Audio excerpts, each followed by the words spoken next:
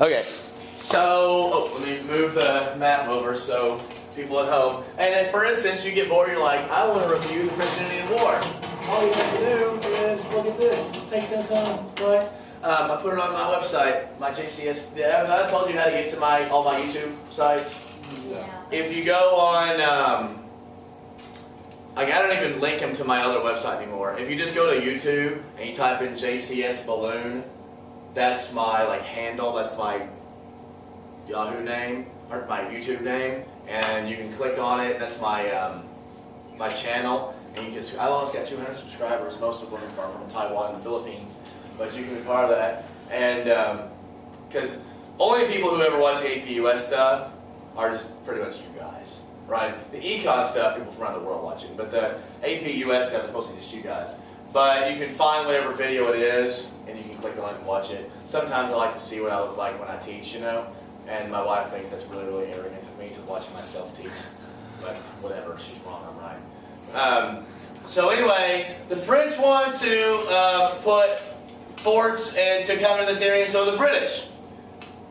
A lot of these wars we talked about,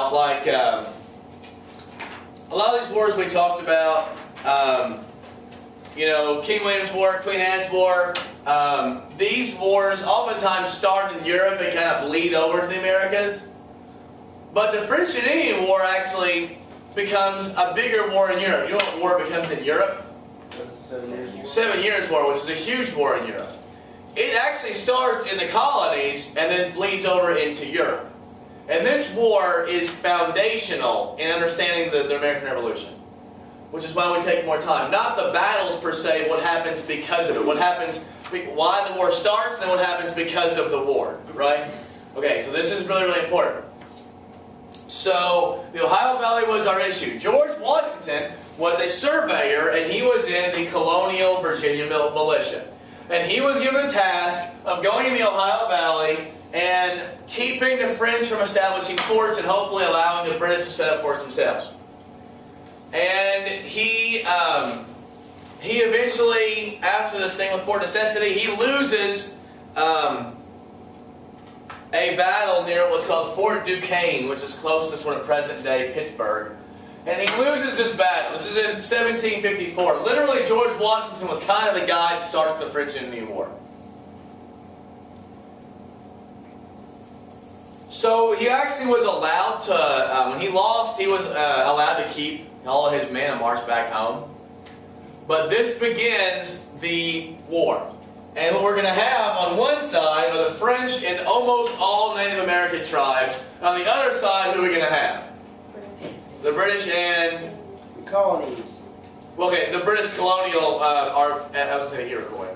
But the colonials, 25,000 American colonists will fight for the British, including also some British regular soldiers might come over against the French soldiers and the Huron and the other Indians. So the Albany Congress, the Albany Conference, or Albany Congress, in 1754 is called, where is Albany, by the way, you know? New York. In New York, very good.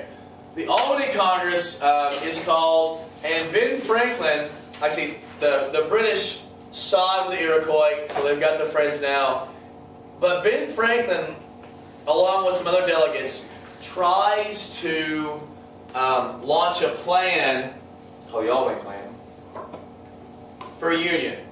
They want to create a plan for colonial home rule, which means there would be a government that would, an American government that would rule over the colonies. Now it would still be under essentially British control, but it would be a colonial-wide American government, home rule, sort of like what Scotland wants, right? Or even has really actually. Scotland is eventually going to break away from England, I agree. But colonial home rule, the colonies were thinking about joining together for one colonial, not Massachusetts, not Connecticut, not Rhode Island, not South Carolina, but all together.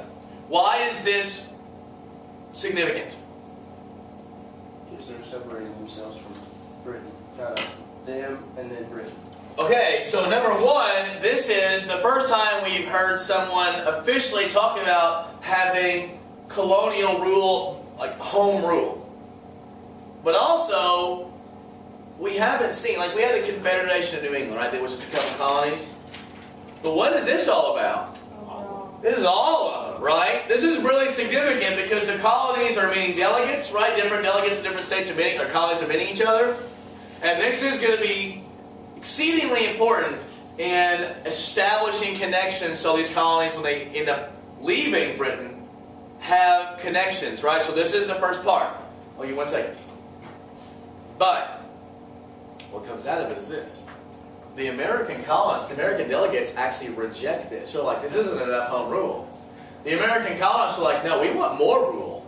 We don't want to have Britain still thumbing us down. And the British also rejected it. Why did the British reject it? They thought it was too much independence. So the American colonists think it wasn't enough of independence, and the British thought it was too much independence.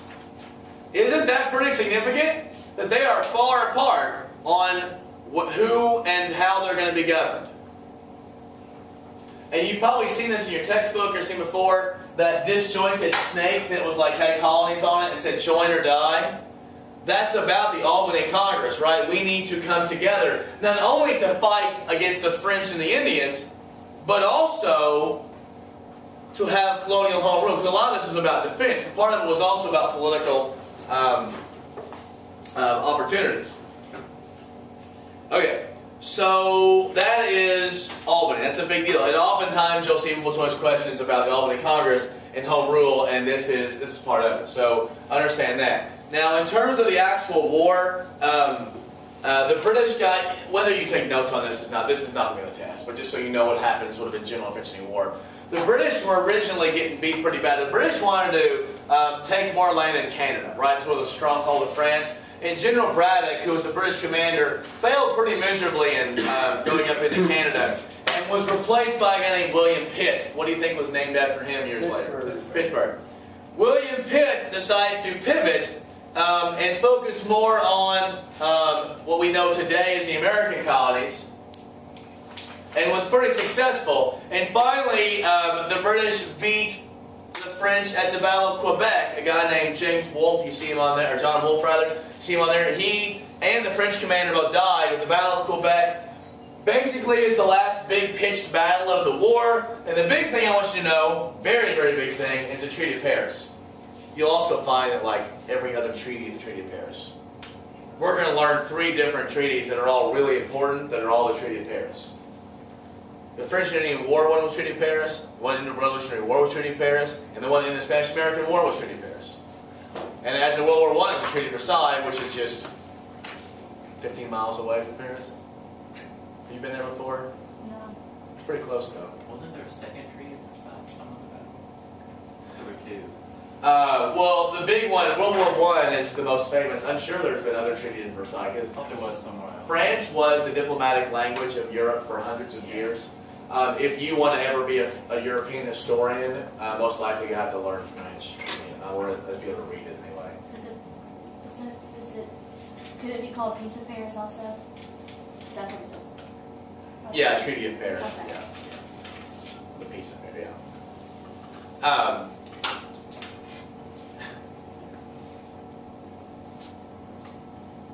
We got a big argument during the first block because how do you pronounce his name up there? Du Bois. Where? With an S. He called it, but like Hannah was like, it's Du Bois. And I was like, well, it's not Du Bois. He called himself Du Bois. Lauren Lawless was about all this too, right? It's Du Bois. His mom called him Du Bois. He called himself Du Bois, so it's Du Bois. And then we started talking about, well, now where do I live? I live in Versailles. But Lauren always wanted to call it Versailles. So you want to do that too, don't you? Call it Versailles. You have a little snotty French in you. Actually, I agree with calling it differently because you're American. Well, my theory on that was, I was on to Hannah, was this. What's the most popular city in California? Los Angeles. Los Angeles. Until everyone starts calling it Los Angeles, I'm going to call my city Versailles. Because no one calls it Los Angeles. Good point. I like to think so. They had that big argument in French like every day. About about Dubois. Yeah, pronouncing things like Casey Rippey and Laura Walker and stuff. They'd say it's Versailles and stuff.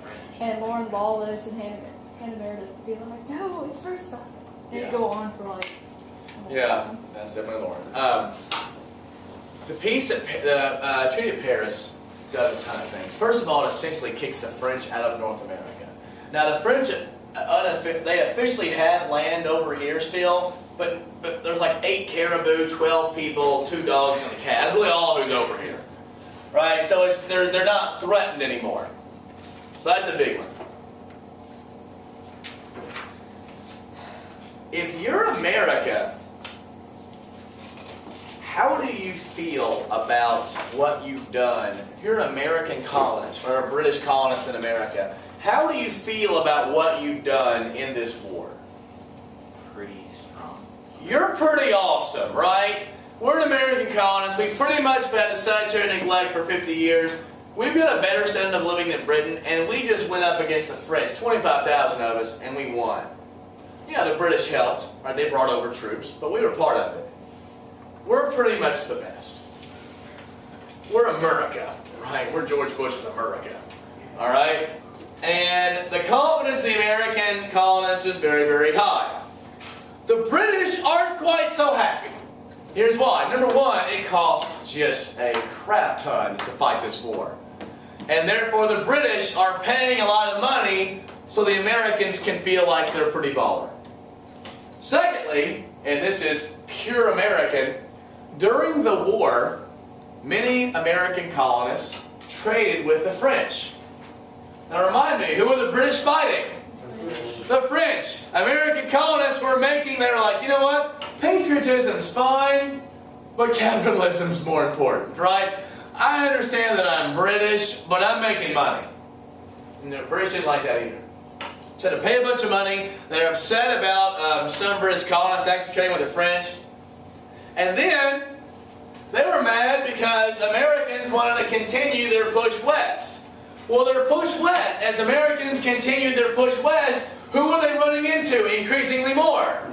Native American tribes, which leads us to 1763, Pontiac's Rebellion.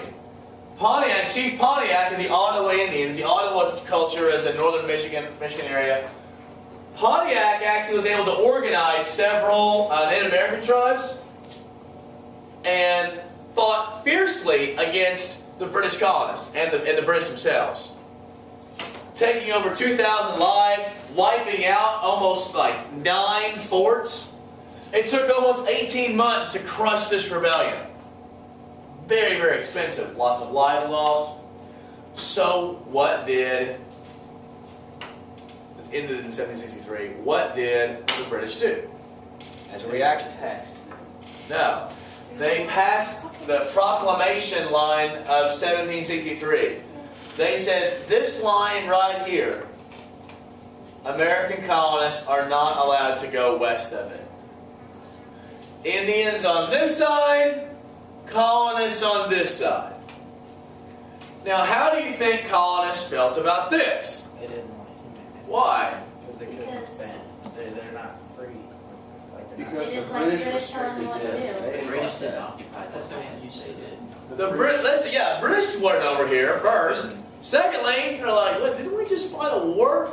And didn't we win it? That's a lot of land. And there's a whole lot of land we won. So what do you think the British colonists did to the line of 1763? They ignored it. They completely ignored it. So think about this. We've been talking about it. The British put the navigation laws on the colonists. What they do? Ignore it. Triangle trade, right? So in reaction, the British placed the Molasses Act on the colonists. What do? Ignore it. Just kept on trucking. After the French-Indian War, we say, oh, okay, proclamation line 1753. The colonists, ignore it. A few years before that, they tried to have their own colonial home rule. Do you see where we're going?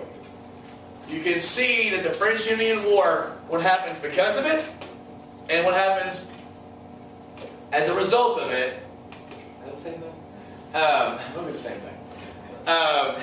This is going to set up the next 10 or 12 years leading the revolution. Okay, so our next like this unit was right 1600 to 1763, right? It's a really big unit. The next unit is going to be like 1763 to like 1790 or something, right? We're doing Revolutionary era and then Federalist era, so like up to the Jeffersonian movement.